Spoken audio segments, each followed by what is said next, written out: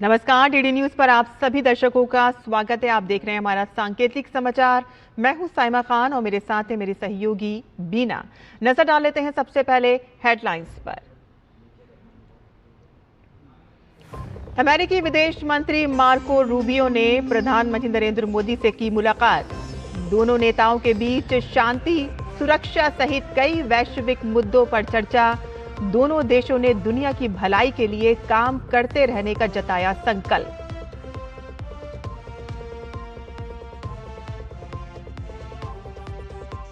प्रधानमंत्री मोदी ने 19वें रोजगार मेले के तहत 51,000 युवाओं को सौंपे नियुक्ति पत्र। वर्चुअली कार्यक्रम में शामिल हुए पीएम मोदी ने कहा कि विकसित भारत में युवाओं की अहम भूमिका।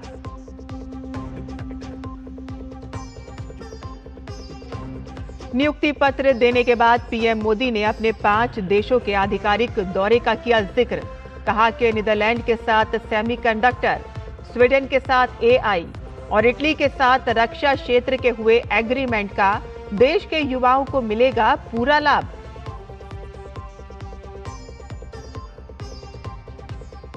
केंद्र सरकार ने विकसित भारत जी के ड्राफ्ट नियम किए जारी। 1 जुलाई से सभी राज्यों और केंद्र शासित प्रदेशों में लागू होगा नया कानून। सरकार ने नियमों पर लोगों और संस्थाओं से मांगे सुझाव।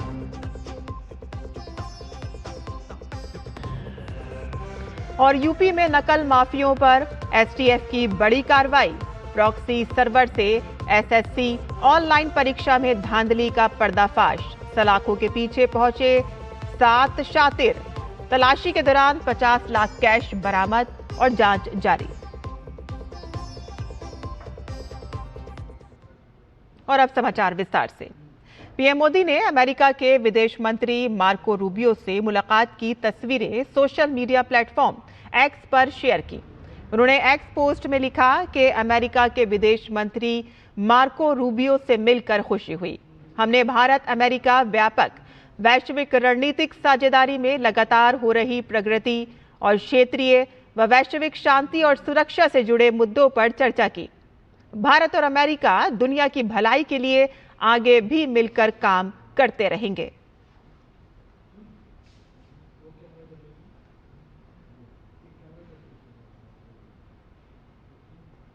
और प्रधानमंत्री नरेंद्र मोदी ने कहा कि सरकारी नौकरियां नागरिकों के जीवन को बेहतर और आसान बनाने का महत्वपूर्ण माध्यम है। उन्होंने आज वीडियो कॉन्फ्रेंसिंग के जरिए 19वें रोजगार मेले में 51,000 से अधिक युवाओं को नियुक्ति पत्र प्रदान किए। प्रधानमंत्री ने कहा कि देश ने अपने कर्मयोगियों पर भरोसा जताया है और अब ये उनकी जिम्मेदारी है कि वह अपनी लगन, आचरण और रोजमर्रा के कामों से उस भरोसे का मान रखें और उसे और मजबूत करें। उन्होंने कहा कि पूरी दुनिया भारत की विकास यात्रा का हिस्सा बनने के लिए उत्सुक है।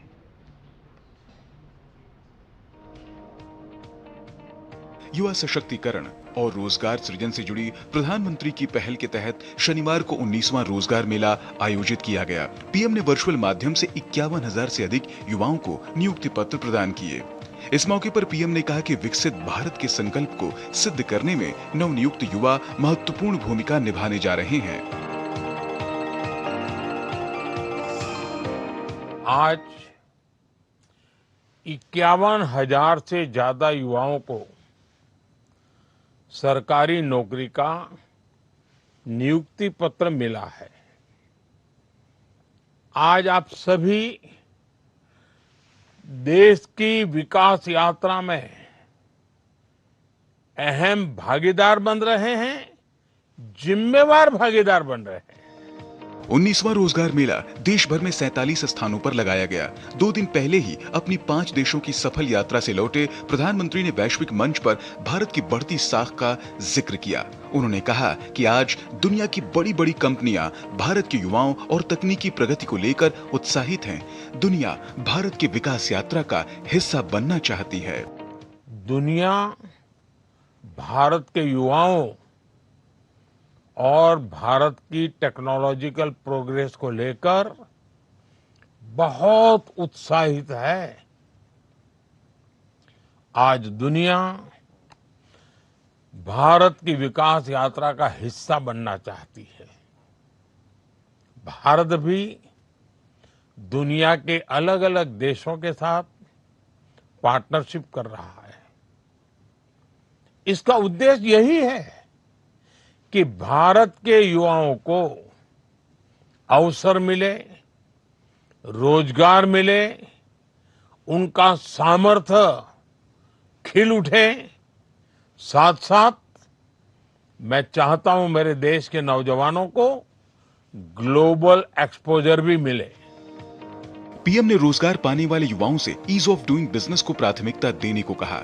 पीएम ने भारत के बढ़ते बाजार की चर्चा करते हुए कहा कि आज भारत दुनिया का एक बहुत बड़ा इलेक्ट्रॉनिक्स मैन्युफैक्चरिंग हब बन चुका है।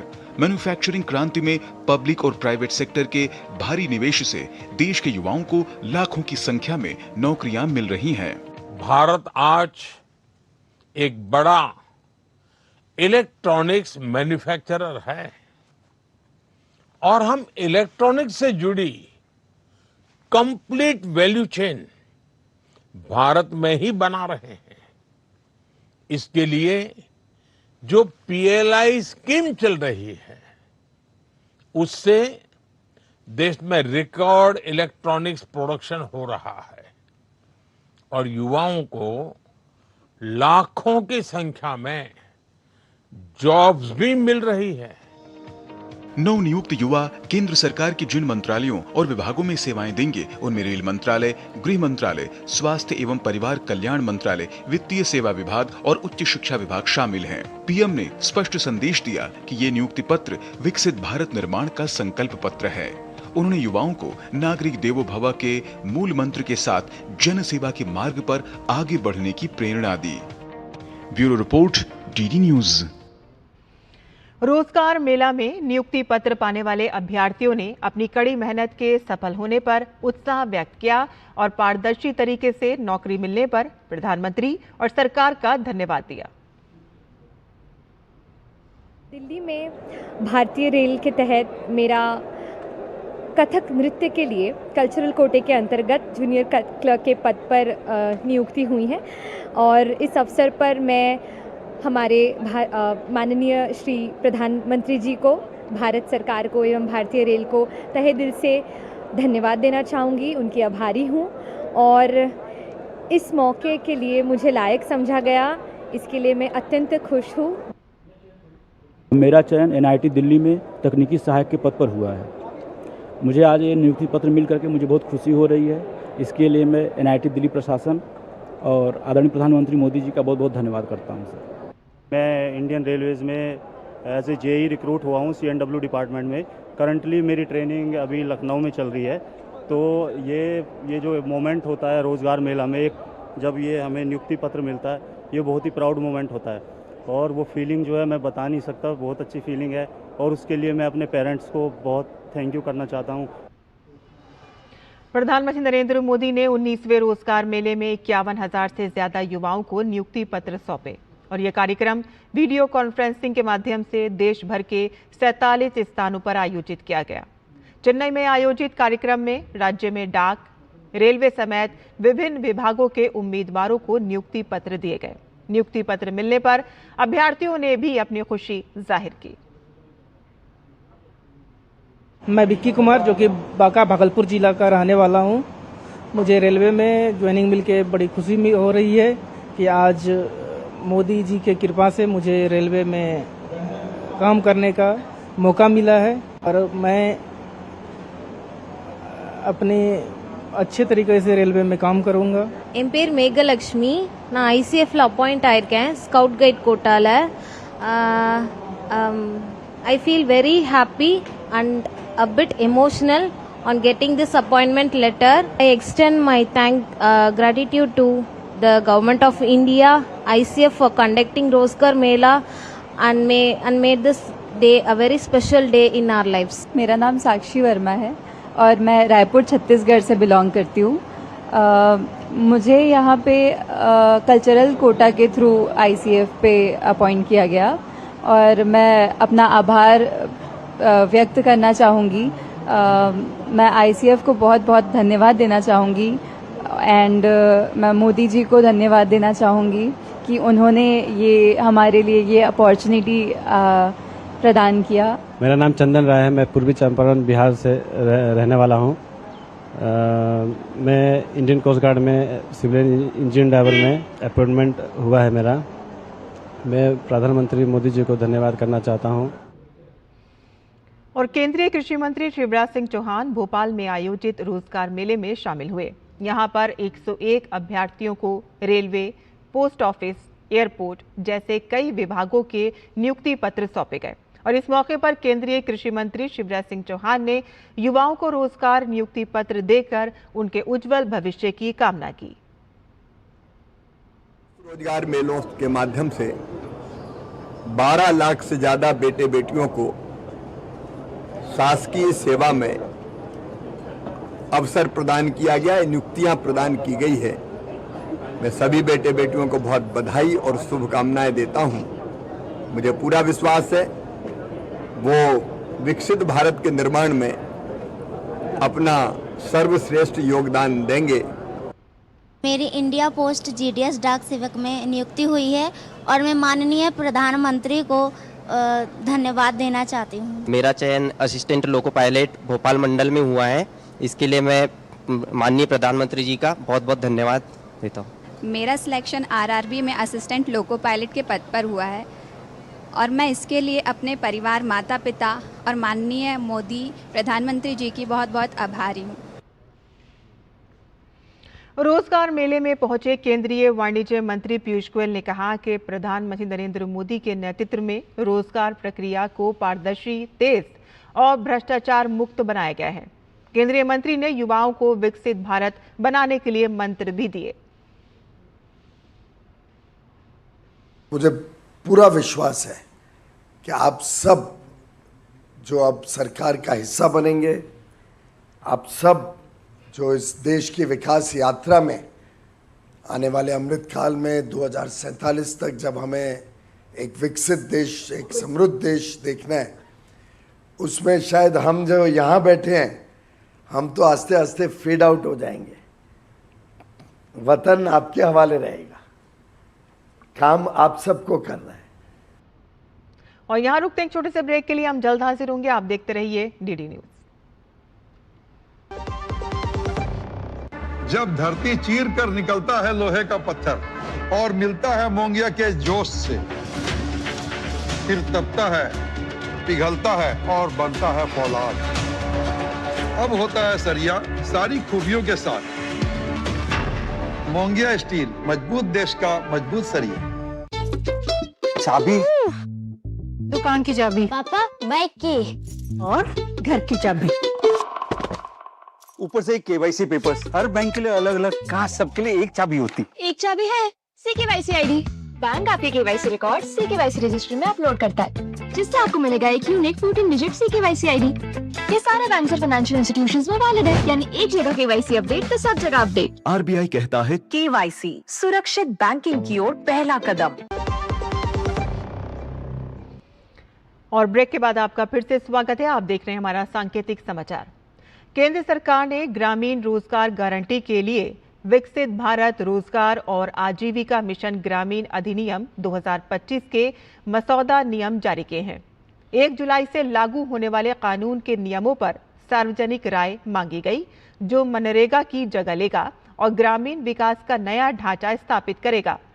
प्रस्तावित नियमों में संक्रमणकालीन प्रावधान, राष्ट्रीय स्तर की संचालन समिति और केंद्रीय ग्रामीण रोजगार गारंटी परिषद शामिल है। और इसके अतिरिक्त प्रशासनिक खर्चों, शिकायत निवारण और मजदूरी के भुगतान से संबंधित प्रावधान भी इसमें शामिल किए गए हैं। बेरोजगारी भत्ता और सामान्य आवंटन से अधिक खर्च का विवरण भी नियमों में है।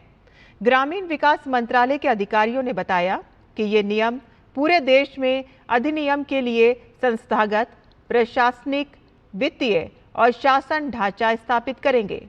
परामर्श प्रक्रिया का लक्ष्य सहभागी शासन सुनिश्चित करना है और राज्यों, संस्थानों, विशेषज्ञों, नागरिकों और समाज संगठनों तथा आम जनता से रचनात्मक प्रतिक्रिया प्राप्त करना है। मुख्य चुनाव आयुक्त ज्ञानेश कुमार उत्तराखंड के 2 दिवसीय दौरे पर हैं। और इस दौरान सीमांत क्षेत्रों में विशेष गहन पुनरीक्षण कार्यों का जायजा लेने के लिए वे उत्तरकाशी पहुंचे, जहां मुख्य निर्वाचन अधिकारी डॉक्टर BVRC पुरुषोत्तम और ADM मुक्ता मिश्र ने उनका स्वागत किया। मुख्य चुनाव आयुक्त ने सीमांत गांव हर्षिल में स्थापित पोलिंग बूथ का स्थलीय निरीक्षण कर विशेष गहन पुनरीक्षण SIR कार्यों की जानकारी ली और इस दौरान उन्होंने BLO से विस्तृत संवाद कर मतदाता सूची पुनरीक्षण, मैपिंग और स्मार्टफोन के माध्यम से किए जा रहे कार्यों की जानकारी ली और साथ ही BLO द्वारा सीमांत क्षेत्र में किए जा रहे उत्कृष्ट कार्यों की सराहना भी की। निरीक्षण के बाद मुख्य निर्वाचन आयुक्त गंगोत्री धाम के लिए रवाना हुए और जहां उन्होंने विशेष पूजा अर्चना की और अधिकारियों के साथ SIR कार्यों की समीक्षा बैठक भी की। हमने यहाँ की BLO मिंटो देवी जी के साथ चर्चा की और हमें जानकर इतनी खुशी हुई कि जो स्मार्टफोन पर जो BLO ऐप का इस्तेमाल करते हुए SIR का काम कर रही हैं और एब्सेंट, शिफ्टेड, डेथ, डुप्लीकेट और फॉरेनर्स, इन 5 लोगों के नाम हटाते हुए और जो लोग 18 साल के हो गए हैं या जिन लोगों का नाम मतदाता सूची में नहीं है उनका नाम जोड़ते हुए मतदाता सूची के शुद्धिकरण का काम कर रही हैं। ऐसे BLOs को चुनाव आयोग सैल्यूट करता है और ये भी आशा करता है कि इनसे प्रेरणा लेते हुए इस देश के सारे BLOs भी इतनी ही सक्षमता के साथ कार्य करेंगे। उत्तर प्रदेश के ग्रेटर नोएडा में कर्मचारी चयन आयोग SSC द्वारा आयोजित ऑनलाइन परीक्षा में धांधली करने वाले एक बड़े गिरोह का भंडाफोड़ किया है और STF ने ग्रेटर नोएडा से मुख्य आरोपी प्रदीप चौहान समेत 7 लोगों को गिरफ्तार किया। ये गिरोह CAPF और SSF में कांस्टेबल और असम राइफल्स में राइफल्समैन भर्ती परीक्षा 2026 में तकनीकी माध्यम से नकल कराने में सक्रिय था। STF के मुताबिक गुप्त सूचना के आधार पर ग्रेटर नोएडा के नॉलेज पार्क क्षेत्र स्थित एक डिजिटल परीक्षा केंद्र पर छापेमारी की गई और जहां प्रॉक्सी सर्वर लगाकर परीक्षा में धांधली कराई जा रही थी। जांच में सामने आया कि गिरोह स्क्रीनिंग शेयरिंग व्यूअर एप्लीकेशन के जरिए परीक्षा केंद्र के बाहर बैठे सॉल्वर से अभ्यर्थियों का प्रश्न पत्र हल करवाता था और पुलिस ने आरोपियों के कब्जे से 50 लाख रुपए नकद, 10 मोबाइल फोन, 5 लैपटॉप, 1 राउटर और अभ्यर्थियों की सूची, 2 प्रवेश पत्र और एक कंपनी के 4 एंट्री और पहचान पत्र बरामद किए हैं। पूछताछ में खुलासा हुआ कि गिरोह प्रति अभ्यर्थी से करीब 4 लाख रुपए वसूल करता था और मामले में नॉलेज पार्क थाने में मुकदमा दर्ज कर आगे की कार्रवाई की जा रही है। केंद्रीय वाणिज्य मंत्री पीयूष गोयल ने आज प्रेस कॉन्फ्रेंस में कहा कि बढ़ती वैश्विक चुनौतियों के बीच भारत ने उल्लेखनीय आर्थिक लचीलापन दिखाया है। उन्होंने कहा कि उर्वरकों की बढ़ती हुई कीमतों का बोझ किसानों पर नहीं डाला गया, बल्कि किसानों को राहत देने के लिए इसका पूरा अतिरिक्त खर्च केंद्र सरकार ने स्वयं वहन किया। और पीयूष गोयल ने आगे कहा कि प्रधानमंत्री नरेंद्र मोदी के नेतृत्व में किसानों का हित सर्वोच्च प्राथमिकता है। We have been able to demonstrate resilience in the face of so many adversities. The central government, led by Prime Minister Shri Narendra Modi ji, has absorbed significant amounts of costs, particularly for the farmers, in terms of elevated fertilizer prices, which have not been passed on to farmers but have been fully, the burden has been taken fully by the central government. केंद्रीय वाणिज्य मंत्री पीयूष गोयल ने कहा कि भारत आज दुनिया के सामने एक आत्मविश्वासी और मजबूत अर्थव्यवस्था के रूप में उभर रहा है। देश आत्मनिर्भरता के रास्ते पर तेजी से आगे बढ़ रहा है और दुनिया के साथ समान एवं निष्पक्ष शर्तों पर अपने संबंध मजबूत कर रहा है। पीयूष गोयल ने कहा कि भारत के 9 मुक्त व्यापार समझौते इसकी बड़ी मिसाल हैं।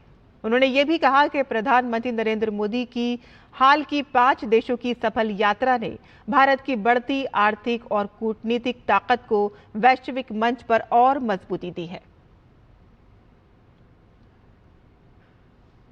रूस यूक्रेन युद्ध और स्ट्रेट ऑफ हॉर्मुज संकट के बाद पूरी दुनिया ऊर्जा संकट से जूझ रही है और कई देशों में पेट्रोल डीजल की कीमतों में भारी बढ़ोतरी हुई है।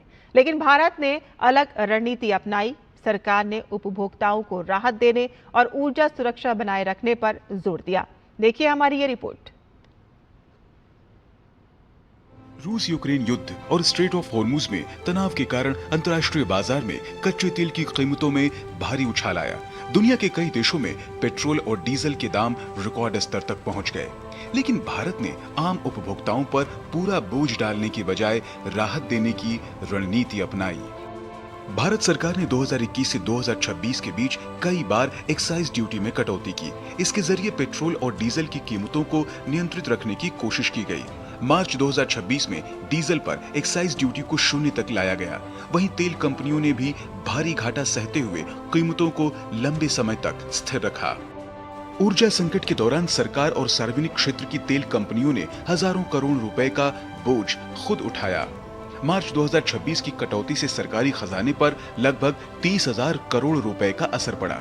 संकट के चरम पर तेल कंपनियां रोज करीब 1,000 करोड़ रुपए का नुकसान झेल रही थीं।